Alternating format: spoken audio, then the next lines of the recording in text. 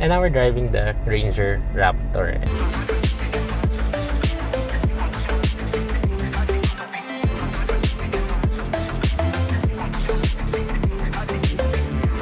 The Ranger Raptor is the high-performance version of the Ford Ranger, and unlike other top-of-the-line pickups, this is more than just looks. The previous generation was very popular, and this should be able to do it again. Let's check it out. The 2023 Ford Ranger Raptor is priced at 2,339,000 Philippine pesos. And being the Raptor, this obviously gets a tougher and more rugged appearance, starting in front with its signature FORD grille. This also has its own unique front bumper with a metal skid or bash plate and large recovery hooks. Like the Ranger Wildtrak 4x4, we get full LED matrix headlights with cornering lights and C-shaped DRLs. The side is pretty much standard Ranger but with wider fender flares thanks to its wider track. We also get aluminum step boards and a ground clearance of 272mm, the highest in class. And you can definitely see that this rides on 17-inch alloy wheels wrapped in 235/70 BF Goodrich all-terrain tires. You'll also find behind these wheels your Fox shock absorbers, and we get coil springs at the rear instead of the usual leaf springs. At the back, it's also standard Ranger but a bit wider as well. Of course, we get the Raptor badge, and on the side, a Raptor decal. Below the bumper, more recovery hooks. Sadly, we do lose the side step, which made accessing the bed easier. Anyway, once you open the tailgate, you'll discover that it is very light, making it easy for anyone to open and close. In the bed, you'll find around 1,200 liters of space and a payload capacity of around 640 kilograms. Way lower than other trucks, but it had to be done for the suspension. We also have some power outlets on the side, which will definitely help, especially when we're outdoors, say camping or something like that. Another thing, hidden in the rubber lining of the tailgate is a ruler. I don't know how we'll be able to use this with it covered, but it is there.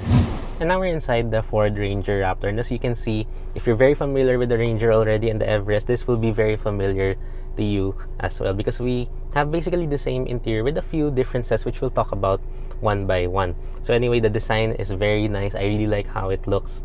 It's very simple, but it's not boring at all, and it looks very modern. And the materials are also pretty good. While we have mostly hard touch plastics on top right now, unlike the previous generation, we still have these soft touch areas. I'm not sure what this material is called. It's not leather, it's not fabric, it's not suede. It looks like suede when you look at it, but when you feel it, it is not. But yeah, it's very nice over there.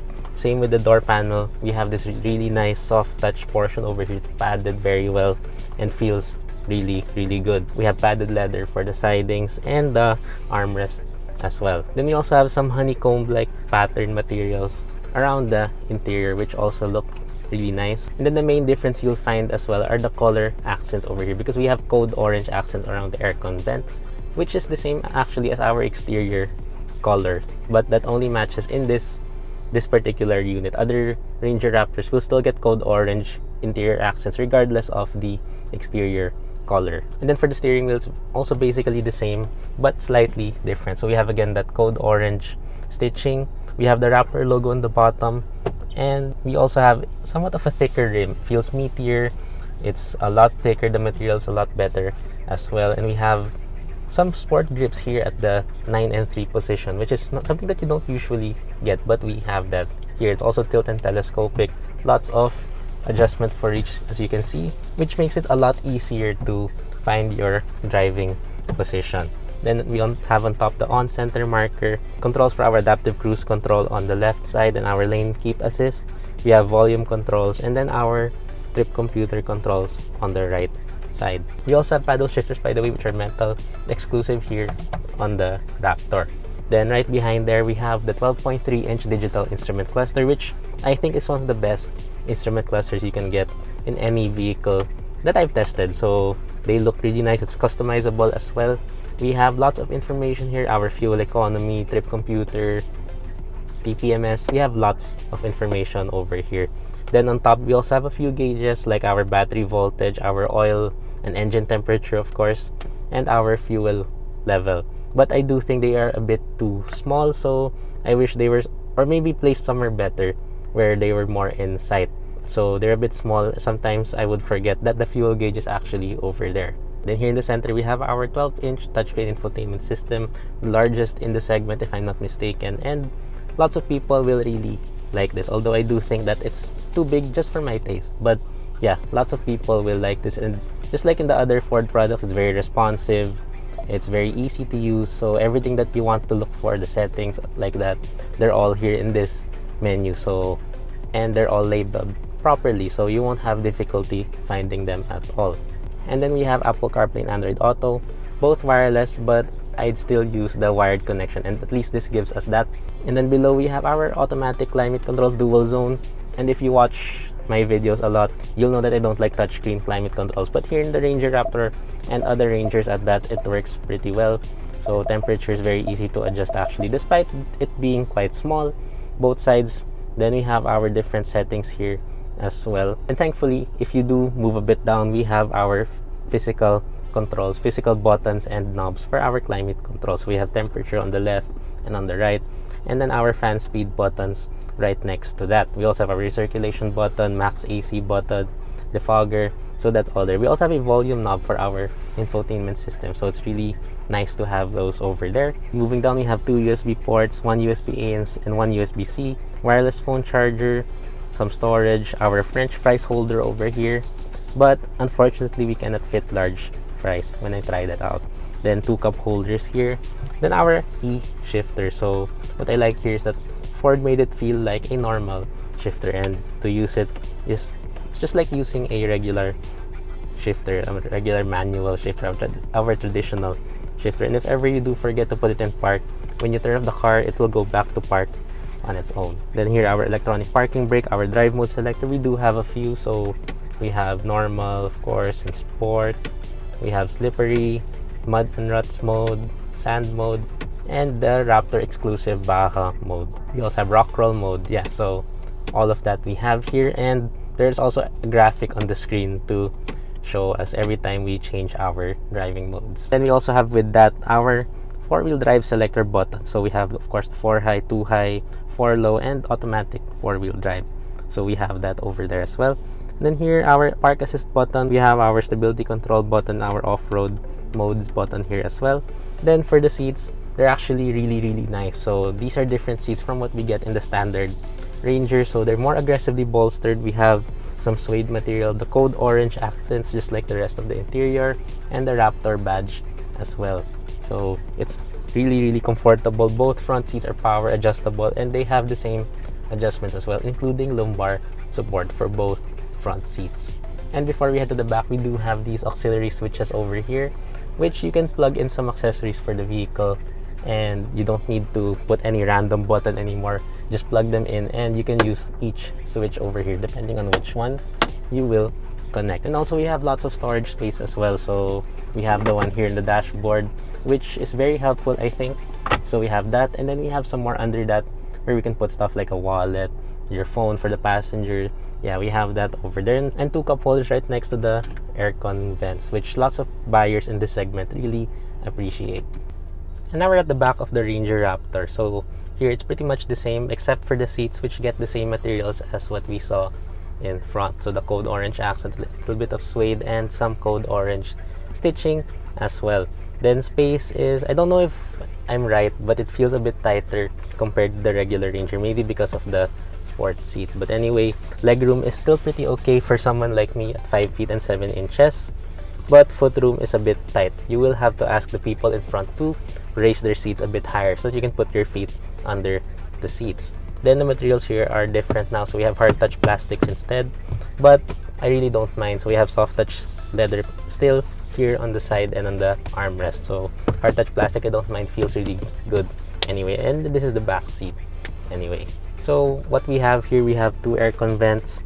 We have two USB ports as well down there, USB-A and C, just like in front, and a 230 volt power outlet over there, so we can charge our laptops and fast charge our other devices. Then you'll also find here our center armrest, which locks, which is also helpful in case you are off-roading. But unfortunately, I don't know why I cannot open it.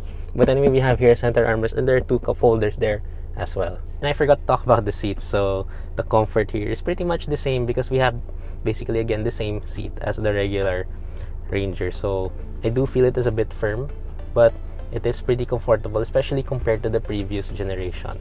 And now we're driving the Ranger Raptor, and this is not my first time to try this out. We had a mini test drive event with Ford back when they launched the vehicle. So there we were able to try it off-road. Unfortunately, no road test that time, but we were able to jump this truck, and I was hoping that we could do that again, but the weather doesn't seem to be cooperating today. So anyway, this still feels very similar, very familiar with the rest of the Ranger lineup and Ford Everest, and even the previous generation Ranger, including the Raptor, of course. But it's also a bit different. So first, the engine's still the same. We didn't get the new V6 engine that other markets get, unfortunately, but we do have still that 2-liter EcoBlue 4-cylinder turbo diesel, bi-turbo diesel engine that produces 210 horsepower and 500 newton meters of torque paired to a 10-speed automatic transmission. And again, while we're a bit sad that we didn't get the V6 engine, this is still one of the best that you can get in the segment. So at least when Ford said high performance pickup truck, it really feels that way. Although I'm sure that buyers would definitely appreciate having something that feels a bit more different compared to the Ranger Wildtrak and Everest. But yeah, this is still one of the best in the segment. The way it responds is way improved compared to before, like we talked about in the regular Ranger.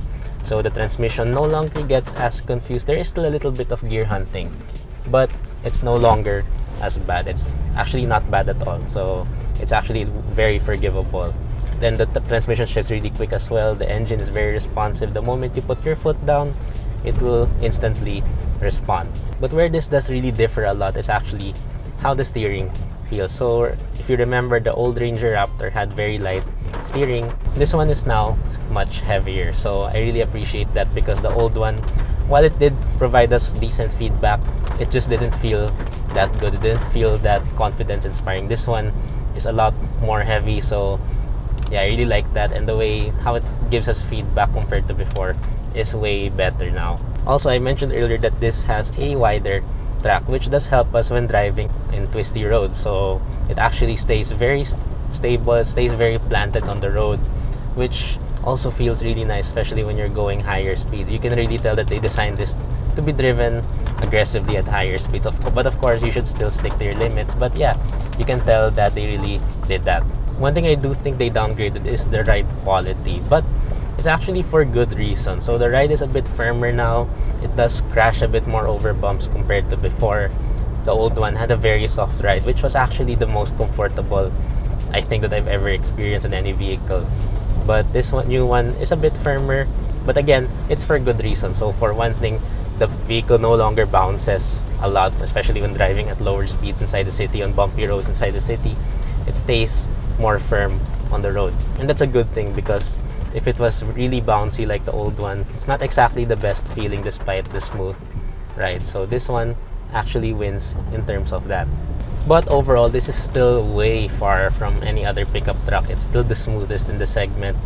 It still has the best ride quality, definitely. Then for other stuff, NVH insulation is on the okay side. So road noise, as expected, is a bit louder than on the standard Ranger, because we do have our all-terrain tires. So no surprise there, I expected that, but it's not bad at all as well. Wind noise is actually pretty good, so quiet. It's very quiet here, other than the road noise. And then for refinement, the engine is actually quite refined. Doesn't sound the most refined, but the way it feels is the most refined as well.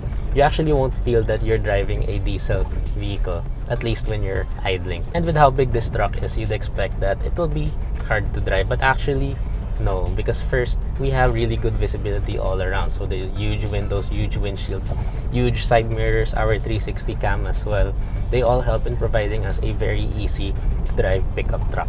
And also, this really isn't much larger than the regular Ranger, but it is much higher, which gives us a very commanding view of the road ahead. So it will actually make you feel bigger than everyone else. Well, you really are, but the feeling that it gives you is kind of weird at first, but once you get used to it, it's actually a really good thing to have. And of course, like what we have now, we're in rainy weather, so that gives us lots of chance to be safe from floods, especially when driving inside Metro Manila and other low-lying areas. Anyway, for fuel economy, if that's even important for you in a performance truck like this, is pretty decent as well. So inside the city, I was able to achieve around 9 kilometers per liter, considering the heavy traffic. On the highway, I was able to achieve maximum of 15 kilometers per liter. I expected this to reach around 20 like I did in the regular Ranger and Everest, but in this Ranger Raptor, I'd accept that. And still, at least if you're planning to daily drive this truck, it's actually quite fuel efficient inside the city. And it's all about the driver assistance technology. So Ford has one of the best that they put here in the Ranger Raptor. So notable, we have our adaptive cruise control, which really feels like you're just driving the vehicle when you're using it. Doesn't feel like the car is controlling everything. Same with the lane keep assist. It's actually, I think, the most accurate, even better than what we have in Honda vehicles. Then of course we have the manual speed limiter, which I really appreciate, because in areas like where we are now, where speed limits are quite strict, we're able to keep ourselves within the speed limit with no problems. The car won't go over, but we still control the car completely. The only thing I have to say is how sensitive the forward collision warning is. So there are times that even if the vehicle in front of you is quite far, it'll start alerting you even in the latest setting or the slowest setting for its response. So there is that. Maybe Ford can do an update to that so that we can have a better experience with that feature. I just want to add that I actually feel really safe when driving this truck. So just feels confident to drive this thing, especially with how the body roll is. It hardly has any body roll. Again, I told you that this has a wider truck, so that actually really helps when how this handles. Then again, that rather heavy steering compared to the regular ones and the old Ranger Raptor, it just feels so much better when you're taking corners or even driving a normal city street. So anyway, we're now gonna do a little bit of light off-roading. I wanted to do something more intense compared to what we're able to do, but unfortunately the weather really isn't cooperating with us. So it's better to stay on the safe side. And now we're on a dirt road, so you can definitely tell that this is firmer compared to before, because it definitely crashes a lot more compared to before, but still better than, again, other trucks. And of course, this one feels so much better, especially if you want to go a bit of a higher speed. And if you want to make a splash, this looks even better. You can really tell that this vehicle's natural habitat is really off-road. So yeah, again, I wish that we could take this on a real off-road trip or drive, but unfortunately, again, weather isn't cooperating. The water is quite deep actually, so we just stick to this dirt road. But anyway, you can really tell how this is the best truck that you can bring into something like this. And the good thing about it is that it's already like this from the dealer. So the moment it comes out the showroom, it's already as capable as it can get. I honestly really have nothing else to say about the Ford Ranger Raptor. It can still improve on some stuff, but the way it is now, it surely is a winner and definitely one of the best vehicles you can get in the industry and of course in the segment.